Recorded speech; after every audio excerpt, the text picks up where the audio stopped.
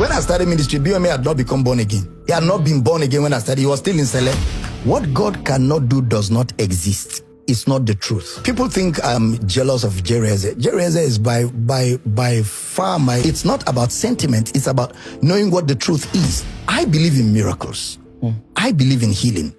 But not this RNG that we're seeing today. Are you saying the miracles are RNG? Can't you see most of those crutches are all the same color? They're all brand new. In what world will people come for a crusade and all of them are carrying the same brand of crutches? Why are you asking for tithe? If you read the book of Acts, nobody paid tithe to anybody. Jesus didn't pay tithe.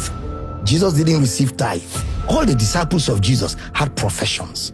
So all of this idea that because God has called you must resign your job, I don't know where they're bringing it from because it's not Bible. That I was a master in that gospel. Some of them is my template they're using. Yes, because there are videos of you saying that if you don't pay your tithes, divorce will come for you. I was Baba. So when did this change? Did your format cast? It was a gospel that started by saying men of God should not be poor because God is not poor. And it started making sense. And then we started seeing some men of God raising money and living better. So we also wanted to... Okay, so that's the snippet or like a trailer of the interview that Dr. Abel Damina had with the Honest Bunch podcast, led by Nedu Wazobia, husband material, and a couple of all these other guys. Of course, you know Honest Bunch podcast. He's been bringing a lot of voices and putting up conversations, right? So this last snippet was released a few hours ago in preparation for the main broadcast that will be released on Monday 6 p.m. usually Monday 6 p.m.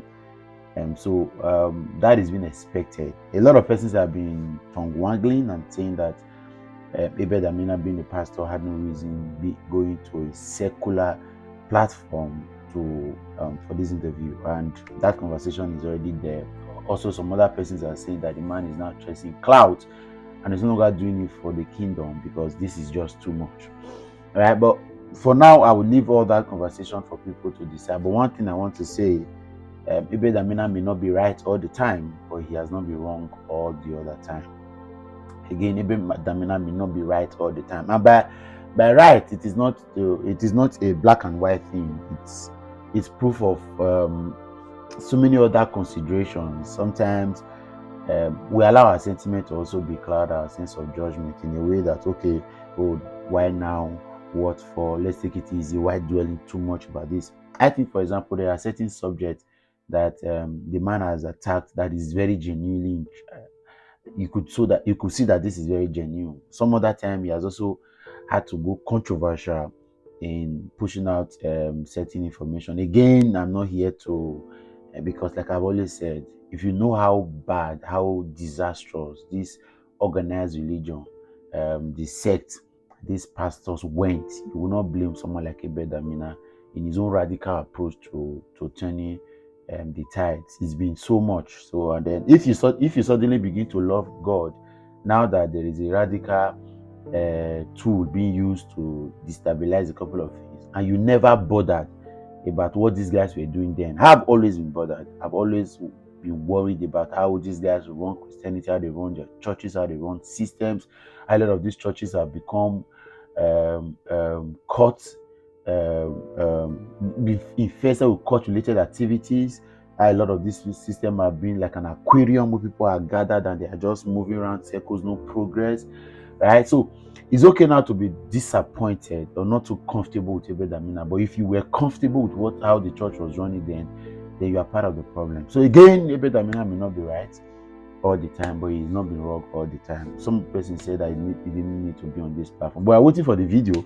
I had already told a friend that he will call names. I've never seen Abel Damina be trying to play around not calling names on his pulpit, but it seems like he went to this podcast with a lot of names.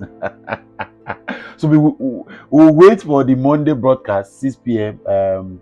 Nigerian time, Honest Bunch podcast. And then we'll bring the commentaries to you as usual. Right? But for now, was this right that he went there? Should he limit the platform? Should he limit where he shares his message?